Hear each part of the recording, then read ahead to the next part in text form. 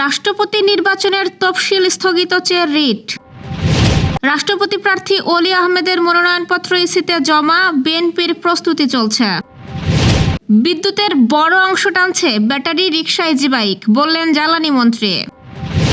দেশের বাজারে আবারও বাড়ল সর্টের দাম। মাছ, মুরগি, ফিডে ক্ষতিকর উপাদান 2 মাস সময় দিল সরকার। কেরানীগঞ্জ ব্যর্থ হয়ে সাভারে বোমা ল্যাব, 90 জিএমবির বড় হামলার ছক। এনআইডির বয়স সংশোধনের আবেদন নিষ্পত্তি হবে মাঠ পর্যায়েই। দর্শক, শুনছিলেন দিনের খবরের প্রধান শিরোনাম, এবার বিস্তারিত। তার আগে আমাদের ইউটিউব চ্যানেল সাবস্ক্রাইব করুন এবং সব খবর পেতে ফেসবুক পেজ ফলো করে রাখার পাশাপাশি ওয়েবসাইট ভিজিট করুন। সংবিধানের 70 অনুচ্ছেদের বৈধতা এবং রাষ্ট্রপতি নির্বাচনের তফসিল স্থগিত চেয়ে হাইকোর্টে রিট করা হয়েছে। আজ বৃহস্পতিবার হাইকোর্টের সংশ্লিষ্ট শাখায় রিটটি করেন আইনজীবী ইউনুস আলী আকন্দ। আগামী রোববার বিচারপতি খিজির আহমেদের নেতৃত্বাধীন বেঞ্চে এই রিটের ওপর শুনানি হতে পারে বলে এই আইনজীবী জানিয়েছেন।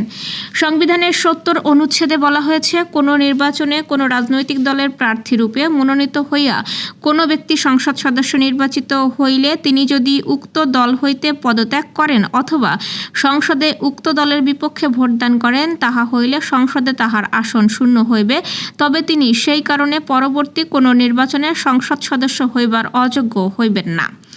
আইনজীবী জানান, 70 অনুচ্ছেদের কারণে সংসদ সদস্যরা স্বাধীনভাবে ভোট দিতে পারে না, তাদের গণতান্ত্রিক অধিকার ব্যাহত হয়। এদিকে দেশের 23তম রাষ্ট্রপতি নির্বাচনের মনোনয়নপত্র দাখিলের শেষ সময় আজ বৃহস্পতিবার বিকেল 4টা। নির্বাচন কমিশনের তফসিল অনুযায়ী এদিন সকাল 10টা থেকে বিকেল 4টা পর্যন্ত মনোনয়নপত্র জমা দেওয়া যাবে। রাষ্ট্রপতি নির্বাচনে 11 দলীয় ঐক্যের প্রার্থী হিসেবে এলডিপির চেয়ারম্যান ডক্টর কর্নেল অবসরপ্রাপ্ত অলি আহমেদের মনোনয়নপত্র জমা দেওয়া হয়েছে। বেলা 11:49 দিকে 11 দলীয় ঐক্যের নেতারা প্রধান নির্বাচন কমিশনার ও রাষ্ট্রপতি নির্বাচনের নির্বাচনী কর্তা এএমএম নাসির উদ্দিনের কাছে মনোনয়নপত্র জমা দেন। মনোনয়ন ফর্মে প্রস্তাবক হলেন বিরোধী দলীয় নেতা শফিকুর রহমান ও সমর্থক এনসিপির সংসদ সদস্য আবদুল্লাহ আল আমিন। বাংলাদেশ জামায়াতে ইসলামীর সহকারী সেক্রেটারি জেনারেল হামিদুর রহমান আজাদ ও এনসিপির মুখ্য সমন্বয়ক নাসির উদ্দিন পাটোয়ারি নির্বাচনী কর্তার কাছে মনোনয়নপত্র জমা দেন। এ সময় 11 দলীয় ঐক্যের কেন্দ্রীয় নেতারা এবং কয়েকজন সংসদ সদস্য উপস্থিত ছিলেন। এদিকে বাংলাদেশের 23তম রাষ্ট্রপতি প্রার্থী পদে দলীয় প্রার্থীর মনোনয়ন ফর্ম জমা দিতে দুপুরে নির্বাচন কমিশনে যাবেন বিএনপির প্রতিনিধি দল। বৃহস্পতিবার বিষয়টি নিশ্চিত করেছেন দলের মিডিয়া সেলের সদস্য সাইরুল কবির খান। তিনি জানান, বিএনপি সিনিয়র যুগ্ম মহাসচিব ও প্রধানমন্ত্রীর উপদেষ্টা রুহুল কবির রিজভী আহমেদ এবং জাতীয় সংসদের চিফ হুইপ নুরুল ইসলাম মনিসহ একটি প্রতিনিধি দল ইসিতে যাবেন। ব্যাটারি চালিত রিকশা ও ই বাইক রাতের বেলায় চার্জ দেওয়ায় বিদ্যুতের বড় একটি অংশ ব্যয় হচ্ছে বলে জানিয়েছেন বিদ্যুৎ, জ্বালানি ও খনিজ সম্পদ বিষয়ক মন্ত্রী ইকবাল হাসান মাহমুদ টুকু। আজ ঢাকায় সিপিডির এক অনুষ্ঠানে ভার্চুয়ালি যুক্ত হয়ে তিনি বলেন, রাত 12টার পরও বিদ্যুতের চাহিদা প্রায় 18,000 মেগাওয়াটে পৌঁছাচ্ছে। এর অন্যতম কারণ ব্যাটারি চালিত যানবাহন চার্জ দেওয়া। এসবের একটি বড় অংশ অবৈধ সংযোগে চার্জ করা হচ্ছে। অবৈধ সংযোগ বিচ্ছিন্ন করতে অভিযান চলছে, তবে কোথাও কোথাও বাধার মুখে পড়তে হচ্ছে। গ্যাস সংকট প্রসঙ্গে মন্ত্রী বলেন, মহেশখালীর একটি এফএসআরইউতে আগুন লাগার পর গ্যাস সরবরাহে সংকট তৈরি হয়েছে। দ্বিতীয় এফএসআরইউ এর মেরামতের শেষে প্রায় 72 ঘন্টা শাটডাউন প্রয়োজন হতে পারে, ফলে ওই সময়ে সংকট আরও বাড়তে পারে। দেশের বাজারে আবারও বেড়েছে স্বর্ণের দাম। নতুন সিদ্ধান্ত অনুযায়ী 22 ক্যারেটের প্রতি ভরি স্বর্ণের দাম 1633 টাকা বেড়েছে। বাংলাদেশ জুয়েলার্স সমিতি মঙ্গলবার সকালে এক বিজ্ঞপ্তিতে নতুন মূল্য ঘোষণা করে। নতুন দাম সকাল 10টা থেকেই কার্যকর হয়। বাজুস জানিয়েছে, খাঁটি স্বর্ণ ও রূপার মূল্য বৃদ্ধি পেয়েছে। সার্বিক পরিস্থিতি পর্যালোচনা করে দাম সমন্বয় করা হয়েছে। নতুন মূল্য অনুযায়ী 22 ক্যারেটের প্রতি ভরি স্বর্ণের দাম 2,36,779 টাকা এবং 21 ক্যারেটের এক ভরি সোনার গহনার দাম 1,575 টাকা বাড়িয়ে নির্ধারণ করা হয়েছে 2,26,165 টাকা। এছাড়া 18 ক্যারেটের এক ভরি সোনার গহনার দাম 1,400 টাকা বাড়িয়ে নির্ধারণ করা হয়েছে 1,94,260 টাকা। সনাতন পদ্ধতির প্রতি ভরি সোনার গহনার দাম 1,108 টাকা বাড়িয়ে নির্ধারণ করা হয়েছে 1,58,630 টাকা।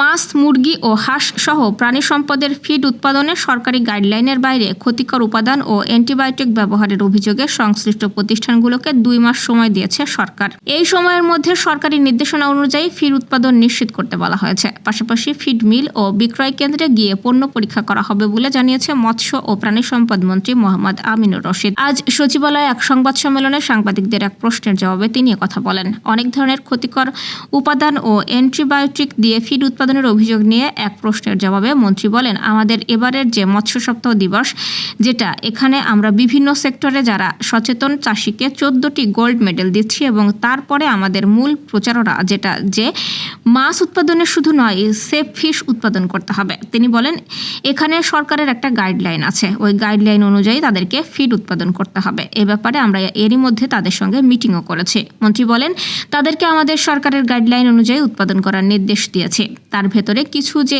এমন গাইডলাইনের বাইরে হয়নি তা নয়, কিছু হয়েছে। আমরা মাঠ পর্যায়ে গিয়ে দেখেছি এবং তাদেরকে আমরা 1 থেকে 2 মাস সময় দিয়েছি। 2 মাসের ভেতরে আপনারা এগুলোকে ঠিক করেন, তারপর সরকার যে গাইডলাইন দেবে ওই গাইডলাইনের বাইরে উৎপাদন করার কোনো অবস্থাতেই আপনারা করতে পারবেন না। কেরানীগঞ্জে বোমা বিস্ফোরণের পর সাভারে বোমা তৈরির শক্তিশালী ল্যাব স্থাপনের পরিকল্পনা করেছিল নিষিদ্ধ ঘোষিত জঙ্গি সংগঠন 90 জেএমবির সদস্যরা। সিটিটিসির দাবি, বড় ধরনের নাশকতা এবং পুলিশের ওপর হামলার প্রস্তুতি নিচ্ছিল তারা। সাভারের দক্ষিণ শ্যামপুরের একটি ভাড়া বাসা থেকে নাইট্রিক ও সালফিউরিক অ্যাসিড সহ বিভিন্ন রাসায়নিক ডোনেটর, রিমোট কন্ট্রোলার, বৈদ্যুতিক তার ও বোমা তৈরির বিভিন্ন সরঞ্জাম উদ্ধার করা হয়েছে। এছাড়া 5টি নিষ্ক্রিয় করা পাইপ বোমার ধ্বংসাবশেষও পাওয়া গেছে। সিটিটিসি জানায়, 90 জেএমবি সদস্য নাজমুল হাসান মামুন ওরফে বোমারু মামুন বড় ধরনের হামলার পরিকল্পনা করেছিলেন। কেরানীগঞ্জে অসাবধানতাবশত বোমা বিস্ফোরণের পর সাভারে নিরাপদ আস্তানা গড়ে তোলার উদ্যোগ নেওয়া হয়। সেখানে বোমা তৈরি করে অন্য কোথাও হামলার পরিকল্পনা ছিল বলে জিজ্ঞাসাবাদে তথ্য পাওয়া গেছে। এই ঘটনায় পুলিশের ওপর হামলার প্রস্তুতি, নিষিদ্ধ সংগঠনের সদস্যপদ গ্রহণ এবং সংগঠনটির আদর্শ সমর্থনের অভিযোগে 6 জনের নাম উল্লেখ করে মামলা হয়েছে। মামলায় অজ্ঞাতনামা আরও 6 থেকে 7 জনকে আসামি করা হয়েছে। সাভার ও আশেপাশের এলাকায় 90 জেএমবির আরও কোনো আস্তানা রয়েছে কিনা তা খতিয়ে দেখছে সিটিটিসি। অনলাইনে যাচাইযোগ্য শিক্ষা সনদের ভিত্তিতে জাতীয় পরিচয়পত্রের জন্ম তারিখ সংশোধনের আবেদন মাঠ পর্যায়ে নিষ্পত্তির সুযোগ দিচ্ছে নির্বাচন কমিশন। বৃহস্পতিবার ইসির এনআইডি অনুবিভাগ থেকে জারি করা এক পরিপত্রে এই বিষয়ে নির্দেশ দেওয়া হয়েছে। গত 21শে জুলাই কমিশন সভা শেষে ইসি সচিব আক্তার আহমেদ বলেছিলেন, মাঠ পর্যায়ে জন্ম তারিখ সংশোধনের একটা বিষয় আমরা এনআইডিতে সেন্ট্রালি করে থাকি। এখন এসএসসি, জেএসসি, পিএসসির পাবলিক এক্সাম সার্টিফিকেটের ভিত্তিতে মাঠ পর্যায়ে এই সংশোধনগুলো করতে পারবো। সেই ডেলিগেশনটা মাঠ পর্যায়ে দেওয়া হবে। পরিপত্রে বলা হয়েছে, অনলাইনে যাচাইযোগ্য জেএসসি, মাধ্যমিক বা সমমানের শিক্ষা সনদের ভিত্তিতে জন্ম তারিখ সংশোধনের আবেদন ক ক্যাটাগরিভুক্ত হিসেবে মাঠ পর্যায়ে সংশ্লিষ্ট উপজেলা, থানা নির্বাচন কর্মকর্তা, সিনিয়র জেলা বা জেলা নির্বাচন কর্মকর্তা এবং এনআইডি উইংয়ের সহকারী পরিচালক, উপপরিচালক ও পরিচালকরা নিষ্পত্তি করতে পারবেন। তবে শিক্ষা সনদের পাশাপাশি প্রয়োজনীয় অন্যান্য প্রমাণ বা দলিল গ্রহণের ক্ষেত্রে বিদ্যমান স্ট্যান্ডার্ড অপারেটিং প্রসিডিউর অনুসরণ করতে হবে। দর্শক, এই ছিল দুপুরের আয়োজন। সন্ধ্যার খবর দেখার আমন্ত্রণ রইল। এতক্ষণ সাথে থাকার জন্য ধন্যবাদ।